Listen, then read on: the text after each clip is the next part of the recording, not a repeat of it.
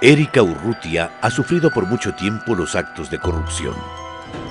El dinero que sucesivos gobiernos debieron destinar a planes de ayuda social no estaba ahí. Alguien se lo había llevado. Se esforzó cada día de su vida, pero no pudo salir adelante. A cada paso le quitaban la esperanza. Erika vivió la era de corrupción instalada desde que el Ecuador volvió a la democracia. Estas son las casas donde hoy vamos a salir. Aquí, este es mi casa. Aquí donde ya salió mi otro hermano, que ya salió. Y aquí viven muchas otras familias que van a ser reubicadas también.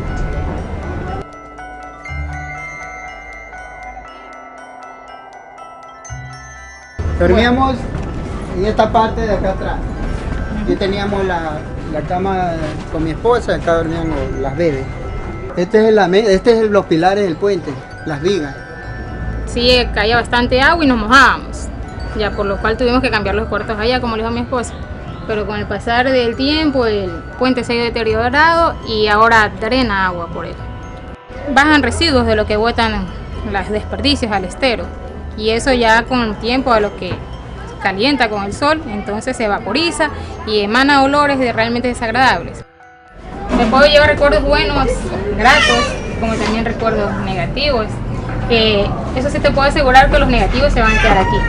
Pienso llevarme los buenos recuerdos, los positivos.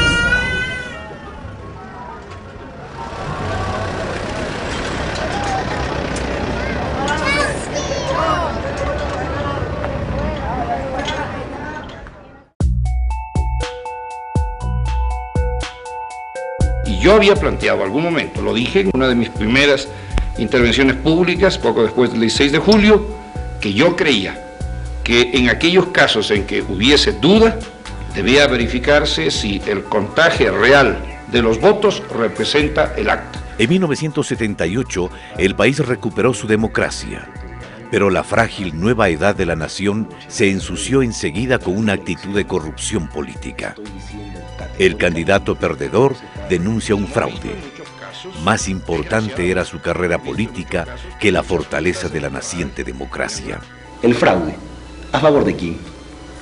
Porque triunfamos los sectores populares, quienes expresamos categóricamente nuestro rechazo a una posición determinada, y toda la campaña de infamias en el país que se han producido. Creo que tenemos que tener un poco de sindéresis en el Ecuador, porque este país está repleto de adjetivos en materia política, y es muy fácil sembrar por el sendero de la duda el camino hacia la burla más sangrienta de las aspiraciones populares. Jaime Roldós Aguilera se posesionó como presidente. El primer mandatario murió en un accidente en el avión presidencial cerca de Loja, evento que no se clarificó totalmente. Nunca hubo una versión definitiva de los hechos. Las investigaciones fueron confusas. A la justicia se le pasó por las narices un probable caso de magnicidio. Le sucedió su vicepresidente Osvaldo Hurtado Larrea. Tras el desastre aéreo vino el desastre nacional. El presidente Hurtado tomó las deudas en dólares de los empresarios privados y las convirtió en sucres, la moneda nacional que era más débil que el dólar. En ese cambio de monedas se esfumaron miles de millones de dólares. Yo no puedo crear mediante métodos mágicos dinero para distribuirlo entre todo el pueblo ecuatoriano.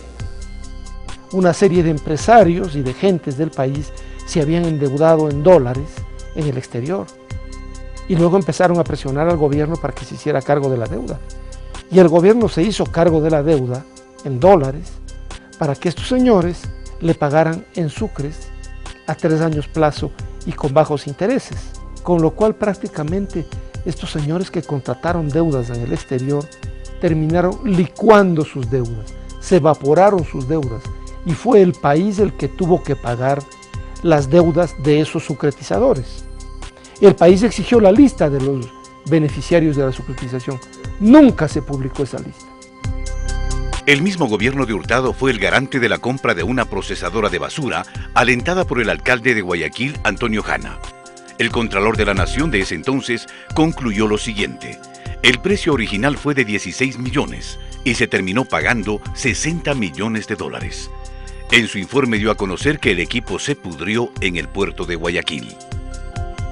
Muy cerca de este escándalo y otra vez en Guayaquil, se fraguó otro, de la construcción del nuevo terminal terrestre. La Comisión de Tránsito del Guayas adjudicó a dedo la construcción de esta obra. La empresa extranjera, a su vez, contrató a Matrixa para la construcción de las vigas y las rosetas que no se fabricaron de acuerdo a las necesidades del edificio. El terminal pudo ser ocupado un año después y de manera parcial, pues se comenzó a derrumbar. El Estado ecuatoriano se perjudicó en $100 millones, pues le tocó reparar los daños. Ninguno de los involucrados en este caso fue sancionado.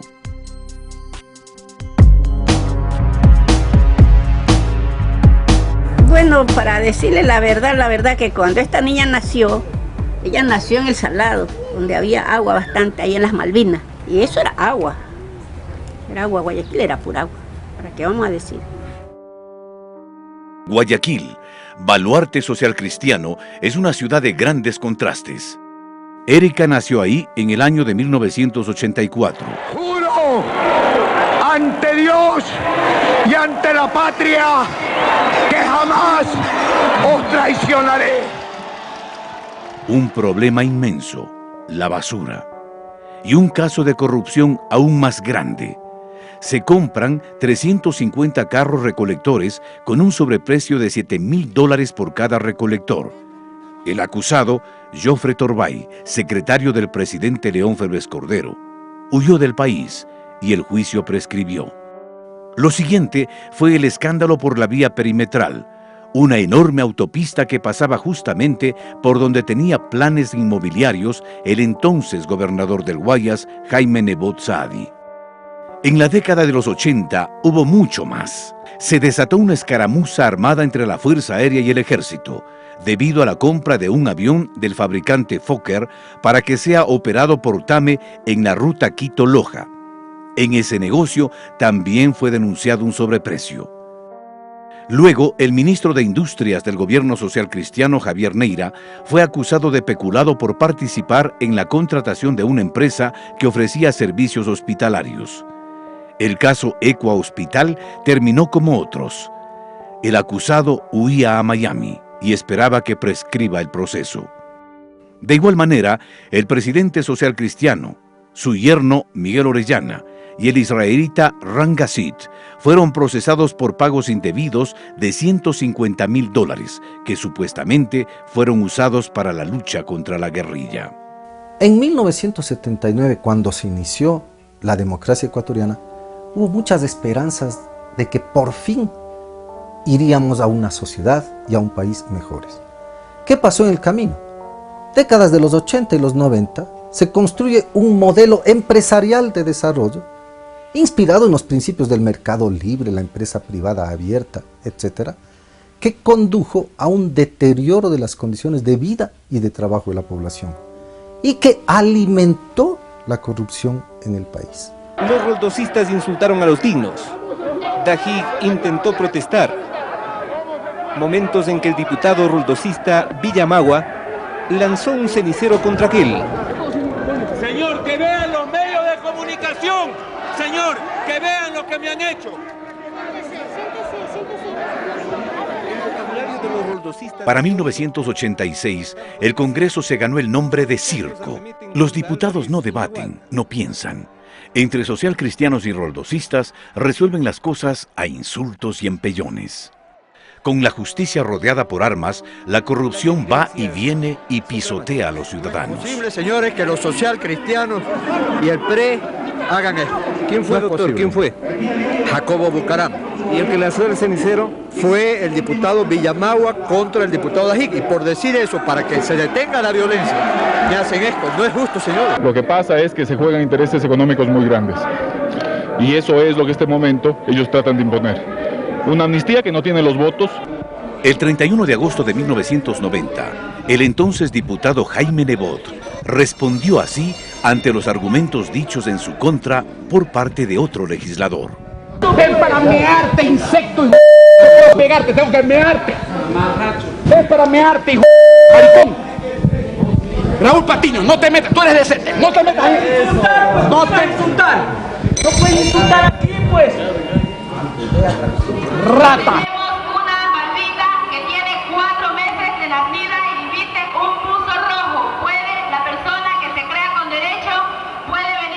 Elsa Bucaram es la alcaldesa de Guayaquil. Otra vez la ciudad es el botín de los pillos. Lanzó juguetes desde un balcón a los pobres como se lanza maíz a las gallinas. Una veintena de muertos fue el saldo de uno de los actos más inhumanos. Estoy en contra de la alcaldesa porque he perdido a mi madre. No solamente porque he perdido a mi madre, sino que ella no debe hacer esos entrega de juguetes tan bruscamente, anormalmente, porque ella es un ser humano y tiene que darle respaldo al ser humano, no hacer matar a la gente.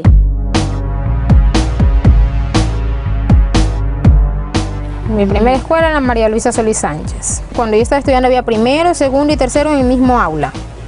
Eran las banquitas donde uno se sentaba uno encima de otro. Le digo uno encima de otro porque en la banquita donde yo estaba nos ponían 3 flaquitos juntos. Y esas banquitas que se tambaleaban de un lado para el otro. De madera eran pues. Ya, no tenía contrapiso, tenía este piso. Así era en tierra. Y a las horas de recreo, como no era cercado, nosotros nos cogían los profesores y nos sacaban por partes. Nos sacaban primero primer año, segundo, tercero, así sucesivamente. Aquello que muchos estimamos es una última oportunidad. Justo cuando Erika Urrutia asistía a la escuela primaria, Sixto Durán Ballén ganó las elecciones. Y el Partido Social Cristiano conservó sus influencias y volvieron a las de siempre. Se conoció cómo fue otorgado un formidable préstamo a los propietarios de una empresa financiera en bancarrota. Nadie se olvida de Flores y Miel, tampoco de la impunidad, y la justicia sitiada por el presidente para salvar a sus parientes. Se propiciaron leyes para quitar los controles al sistema financiero. Sixto Durán Ballén apoyó la iniciativa y los socialcristianos la aplaudieron. Casi sin regulación se iniciaron los préstamos vinculados, empresas fantasmas, dispendio y farra. Se había sembrado la semilla de una quiebra del sistema financiero. Siempre la ambición puede más. En el gobierno de Durán Ballén se construyó una bomba que estallaría 4 años más tarde. Yo creo que hay muchas, variadas formas de corrupción de la política. Desde leyes hechas con dedicatoria, como la famosa Ley de Instituciones Financieras del gobierno de Sixto Durán Ballén, que según dijera el doctor Carlos Julio Arosemena Monroy, expresidente de la República, fue una ley preparada para de este modo dejar listo el escenario para el atraco bancario del año 1999.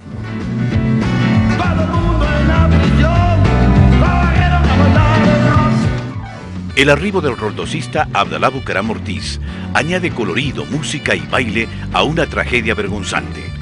Al presidente le tildaron de loco, 6 meses de ingobernabilidad y bochorno, medio año de rechazo ciudadano a un gobierno fallido que nunca despegó.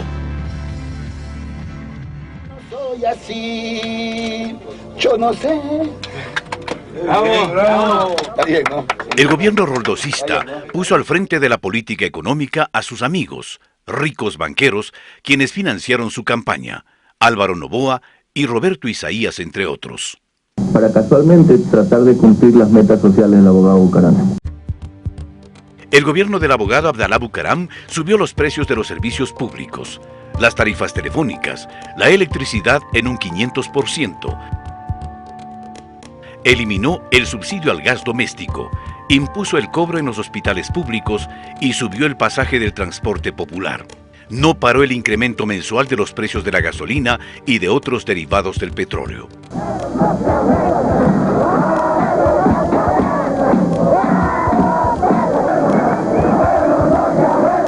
Todo parecía ser un asalto a mano armada a las aduanas.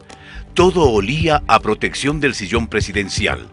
Dejando la democracia rebajada al nivel de vergüenza, el gran protagonista simplemente se mandó a cambiar. Y esa misma tarde, voló para no volver. Abdalá Bucaram abandona el país en las primeras horas de la tarde. Así como para los historiadores, el gobierno de Ignacio de Veintemilla en el siglo XIX es, por llamarlo así, el más corrupto de la época. No hay duda que en el siglo XX algunos gobernantes pasarán como los más corruptos en la historia ecuatoriana. Y en la fase constitucional siempre se tendrá por miras lo que ocurría en aquel escandaloso gobierno que presidía Abdalá Bucaram. ¿Qué pasaba por entonces? Bueno, la ciudadanía olvida muchas cosas, pero hay que recordar esos hechos a fin de tener en cuenta que comparativamente hablando, abatir la corrupción también implica decisiones políticas, por más que éstas sean bien difíciles para solucionar el tema. El siguiente presidente es interino, Fabián Alarcón Rivera y su inseparable edecán, Lucio Gutiérrez. Alarcón era uno de los 2 diputados del partido alfarista y logró los votos suficientes para ser presidente. ¿Qué ofreció a cambio? Con una elección tan torcida, Fabián Alarcón pasó a ser parte del top 10 corrupto. Lo hace con el caso Andrade Gutiérrez. La Contraloría General de la Nación inició un proceso debido al pago de un dinero que la institución consideró que no se debía cancelar. La acusación fue recogida por la justicia y meses después fue sobreseído. Usted preside la República en una etapa de profundos cambios institucionales. Sin contar con las andanzas de César Verduga, su hombre de confianza, quien fue acusado de haberse apropiado de fondos secretos. Se inició el juicio y el acusado salió del país. Y las de su hermano Franklin, involucrado en múltiples denuncias de las memorables raterías de la Garita 3, un prolijo sistema de extorsión que afectó a los usuarios de los choferes de la terminal terrestre de Guayaquil. No olvidemos que en este gobierno tan breve y tan corrupto se produjeron las masivas importaciones de ropa usada y el robo de las ayudas internacionales llegadas para los damnificados del fenómeno del Niño. Realmente, si queremos hacer una historia de la corrupción en el país, tendríamos que escribir una obra en muchos tomos. Yamil Maguad pagó rápido sus culpas. Los banqueros le financiaron su candidatura. El aporte de Aspiazu, Maguad, Pons y Ramón Yulí le pidieron una contribución que estuviera al nivel de otras donaciones hechas por Álvaro Guerrero, Fidel Egas, Guillermo Lazo, Nicolás Landes, Roberto Vaquerizo, Danilo Carrera y Medardo Ceballos, todos ellos banqueros. Yulí mostró cuentas y cheques a quienes se pagó con el aporte de Aspiazu. En el que se indica claramente dónde se gastaron los $3.100.000 que el doctor Aspiazu nos entregó. Una vez instalado su gobierno, desde el primer día, Maguad nombra a reconocidos banqueros en su gabinete. Guillermo Lazo, del Banco de Guayaquil, se convierte en el superministro de Economía. Álvaro Guerrero Ferber, desde la Previsora, presidente del Consejo de Modernización. Fernando Guerrero Ferber, también de la Previsora, va al Banco Central. Medardo Ceballos Valda, del Bancomex, se convierte en embajador en México. Ana Lucía Armijos, de la Asociación de Bancos Privados, en ministra de Gobierno y luego de Finanzas. Declarar un feriado bancario por el día de hoy, lunes 8 de marzo de 1999. Pronto muchos de los bancos se quedaron sin dinero. Nadie controlaba y nadie pagaba los préstamos. El gobierno comienza a firmar cheques para tratar de salvarles. Un presidente de la República defendiendo a los banqueros y aliado al alcalde de Guayaquil, León Febres Cordero, del mismo Partido Social Cristiano de siempre. Juntos dijeron que los bancos eran puros y castos y defendieron a los banqueros. ¡Y de que no crean! ¡Ustedes me conocen! ¡Yo no me ahuevo jamás! El colapso, acunado en el gobierno de Durán Ballén, estalla y es imparable. La banca colaboró con millonarias cantidades en dólares para la campaña de Maguad. Y eso explica por qué Maguad luego toleró y encubrió a la banca en todos sus desafueros que llevaron hasta la quiebra bancaria sucesiva de tantos bancos, porque él estaba en deuda con esos bancos que le habían financiado la campaña. El gobierno jamás va a incautar, jamás va a confiscar las cuentas de nadie. No tenemos ni para comer ni para una taza de leche, señor. Tengo yo muchos hijos y no tengo ya que darles buey. Yo solo lo que vivía es de los intereses. Se abran las cuentas y los niños todos afanosos. Hacen abrir las cuentas y ilusionados y ahora van a perder todo, ¿no es justo? Sí, todos mis ahorritos que tenía yo para vivir. El feriado bancario es inevitable. Congela los ahorros y luego se asesina al sucre, la moneda nacional. A veces se hace más escándalo del negociado público. Pero ¿qué decir del negociado privado, como el que ocurrió en 1999, con un grupo selecto de banqueros? Ese es un delito de cuello blanco. Y sin embargo, se ha tratado a veces de ocultar a estas figuras y de ocultar a esos banqueros corruptos, tratando de crear más escándalo en otros lados, cuando ese es un escándalo nacional que implicó el saqueo y el robo de miles de millones de dólares a costa de una población cuyos depósitos se perdieron y hasta hoy no los recupera. El Ecuador está sumido en la mayor crisis de su historia. Ecuador dolariza su economía y Gustavo Noboa la ejecuta con precisión. La tragedia se repite con secuelas tristemente célebres, compatriotas desolados, el país en crisis. Las fechorías están a la orden del día. Solo 3 banqueros, Roberto Aspiazu, del que un día fue el Banco del Progreso, Alejandro Peñafiel, del quebrado Banco de Préstamos, y Nicolás Landes, del ex Banco Popular, estuvieron presos. El resto, bien gracias, disfrutando en el exterior con el dinero de los ecuatorianos. Leonidas Ortega, del ex Banco Continental, los hermanos Roberto y William Isaías, del ex Firambanco, Roberto Vaquerizo Valenzuela y Washington Álvarez Valenzuela, del ex Banco La Unión. Son algunos de los nombres que figuran en la larga lista de banqueros que estafaron a sus clientes. Y como si nada, medios de comunicación involucrados. Periódicos que se jactan de independientes y objetivos como El Universo es liderado por quien fue uno de los principales y más cercanos abogados del banquero Roberto Aspiazu, Hernán Pérez Luce, editorialista y accionista del diario guayaquileño. Si de algo las personas que participamos en la formación y en la elaboración de la nueva Constitución, el doctor Aspiazu debería en este instante levantarse de donde está sentado y salir de este edificio. Y así lo vamos a hacer. El caso de la quiebra de Firambanco es emblemático. La otrora solvente entidad bancaria se liquidó por 2 ocasiones. La primera en manos privadas y la segunda por acción estatal. Fue el gobierno del presidente Gustavo Noboa el responsable de esta segunda caída. Una de las razones, según varios analistas, fue la falta de pago de los grandes deudores, entre los que se cuentan conocidos políticos y empresarios guayaquileños. Nuevamente, los poderosos, aupados por el gobierno, pulverizaron a los más pobres.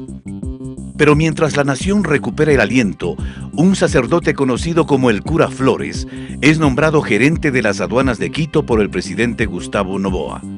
El cura Flores huyó del país cuando fue sentenciado a 12 años por peculado durante su gestión en las aduanas de la capital.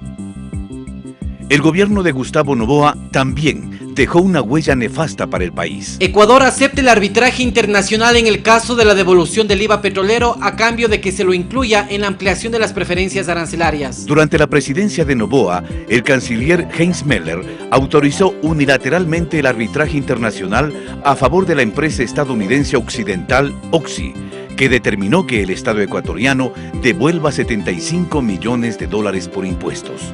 Hoy día el presidente está firmando el decreto de 0 aranceles para importación de materia prima, insumos... 6 meses después de terminar su gobierno fue acusado por el, en ese entonces, diputado socialcristiano León Febres Cordero de ocasionar perjuicios al país por 9.000 millones de dólares en el proceso de reprogramación de la deuda externa en julio del año 2000. Noboa, entonces, decidió salir del país para refugiarse en República Dominicana. ¿Cuándo viaja? Ya no sé, ya vamos a ver. donde permaneció 2 años. Aquí está nuestra única esperanza, aquí está nuestro candidato presidencial, el candidato del pueblo, Lucio Gutiérrez, con ustedes, compañeros compatriotas. Vamos a sacar el número 3 y bum bum bum contra la corrupción. Bum bum bum contra la corrupción, y con esto les vamos a cortar los dedos y las uñas a los corruptos.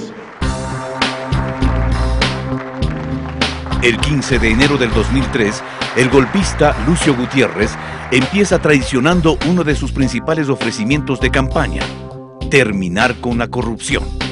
Según datos publicados en el diario Hoy, el 1 de enero de 2005, durante el primer año y medio de gobierno se había hecho público al menos 50 actos de corrupción que involucraban directamente a instituciones que dependían del gobierno central. Con fecha 25 de octubre del 2000, el coronel Lucio Gutiérrez remite una fraternal carta al comandante Hugo Chávez Frías, presidente de Venezuela, a quien le envía efusivos abrazos y le expresa su admiración. Sabemos de sus grandes ejecutorias y estamos orgullosos de un líder latinoamericano que sintetiza la verdadera filosofía e ideología bolivariana. Es decir, que está reivindicándose nuestra historia con usted en la presidencia de esa gloriosa Venezuela, dice Gutiérrez, quien no solo adula al mandatario venezolano, sino que se esmera en alabar al comandante cubano Fidel Castro, a quien califica como un hombre que se ha constituido en ejemplo de la defensa de la dignidad, autoestima, orgullo y soberanía de nuestros pueblos. Presidente, ¿cómo está? Buenas tardes. Encantado de saludarlo. Sí, gracias. Gracias. Muy bien. El honor es mío. Para mí, gracias. Lucio Gutiérrez continúa traicionando sus principios. Viaja a Washington acompañado de sus funcionarios, quienes tomaban las decisiones de la política económica. Y para los votos. Muchas gracias. Ok. Yes, sir. How you doing? Muy bien, muy bien. Muy contento, sí. ¡Ándale! Gutiérrez, el camaleón, aliado de los socialcristianos y Pachacuti, se declara un servidor incondicional de George Bush, expresidente de Estados Unidos. El señor presidente Bush está muy abierto y muy dispuesto y muy preocupado por la situación de pobreza que existe en el Ecuador. Nosotros le hemos dicho que queremos convertirnos en el mejor amigo y aliado de los Estados Unidos. De nada le sirvió al militar golpista cambiar su traje safari por el de civil, ni pedir con insistencia a los periodistas que dejen de llamarlo coronel y que le digan ingeniero. El pueblo no come cuentos. La traición no cambia de vestimenta, como tampoco la incoherencia ni la falsedad. Hemos colocado una piedra. Si todos los ecuatorianos colocaríamos una piedra, tendríamos 13 millones de piedras. Y si todos los días haríamos este trabajo, todos los días tendríamos una inmensa cantidad de piedras. Las visas a ciudadanos chinos a través de sistemas dudosos se sumó a la intervención en el Tribunal Electoral y, sobre todo, el reemplazo de los magistrados de la Corte Suprema de Justicia. ¡Pichi fuera! Las imágenes de los medios no se han olvidado. Partidarios de Gutiérrez dispararon a los manifestantes desde el edificio del ex Ministerio de Bienestar Social. El pueblo rechazó la corrupción sistémica y derrocó al coronel. Mirando a mi madre, que desde el cielo me bendice, desde este altar de la democracia y frente al pueblo de la patria, quiero decirles que prometo cambiar al país o morir en el intento. Ahí va a elevarse el helicóptero, señores. Se va Gutiérrez. Se va Lucio Gutiérrez, señores. Un helicóptero del ejército ecuatoriano le ha sacado del Palacio de Carondelet. En esta imagen se aprecia a Gutiérrez corriendo despavorido de vuelta al helicóptero. Al intentar subir, la desesperación lo hace resbalar. Prohibido olvidar. Osvaldo Hurtado, sucretización. León Febres Cordero, sobreprecio, peculado, caso Ecua Hospital. Sixto Durán Ballén, préstamos vinculados, caso Flores y Miel. Leyes para quitar los controles al sistema financiero. Abdalá Bucaram Mortiz. Ingobernabilidad, escándalos, corrupción. Fabián Alarcón Rivera, corrupción, caso Andrade Gutiérrez. Apropiación de fondos públicos, extorsión. Yamil Maguad, feriado bancario. Éxodo de ecuatorianos al exterior. Gustavo Noboa, peculado, caso Cura Flores. Reprogramación de deuda externa. Segunda quiebra del Filambanco. Lucio Gutiérrez, corrupción, nepotismo, pichicorte.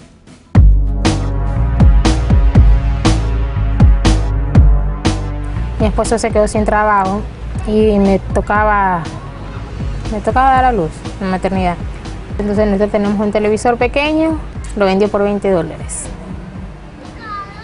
Tenía que darles de desayunar, tenía que darles de almorzar. Y para colmo, estaba embarazada y me tocaba un chequeo, tomarme una ecografía. Dinero que no me alcanzó. Me sentí la mujer más infeliz. Porque imagínate, tan solamente abrir tu nevera y encontrar unas papas y sanguchárselas a tus hijos. No darles qué más. Pero me sentí incapaz de poder ser madre. Después de que el gobierno de Gutiérrez destruyó la economía de Erika, la jornada cívica y ciudadana culminó días de altísimo riesgo para la institucionalidad y la democracia en el país. Alfredo Palacio, aupado por la partidocracia, es el nuevo presidente. Respetar y hacer respetar la Constitución Política de la República, leyes de la República, orden constituido y defender los sagrados. Porque la corrupción se expresó también en el perverso desmantelamiento de las instituciones, de la educación y salud pública, del registro civil, como emblemática señal del despojo cotidiano, o en los memorables perjuicios en cada negociación de la deuda externa.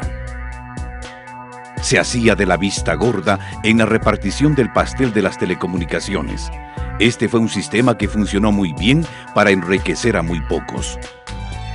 Se llegó al extremo de tratar de privatizar los correos por la miseria de $15,000 al mes. Hasta ahora es difícil conocer hasta dónde llegaron los tentáculos de la corrupción.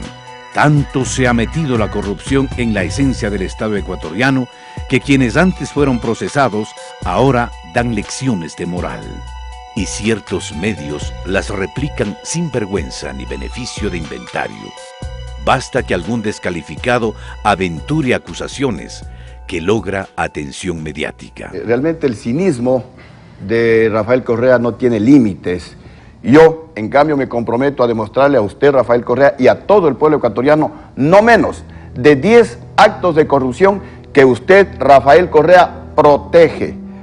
Existen 8.000 denuncias de corrupción de este gobierno que no han sido tramitadas. Los ecuatorianos no somos comunistas ni extrema izquierda, una extrema izquierda trasnochada que se quiere tomar este país.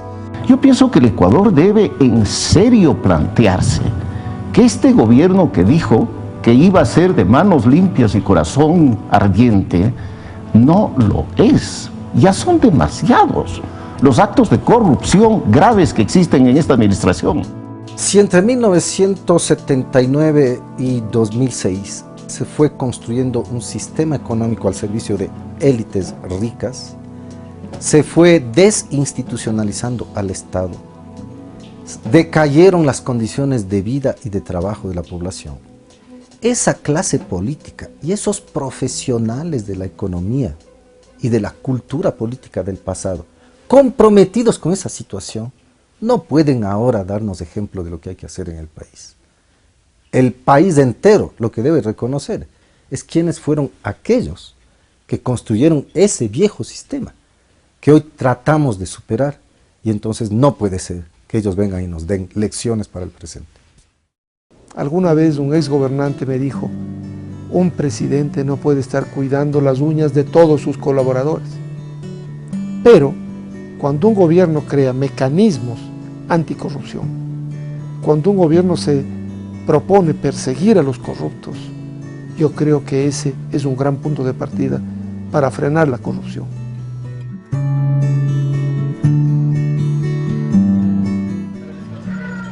Un recuerdo de que alguna vez vivimos ahí, porque incluso hasta el puente va a salir, todo eso va a ser regenerado. Entonces, cuando venga alguien, ¿sí, eso es donde es? Este era el puente de la A, le voy a decir. El puente de la A, y aquí vivía yo.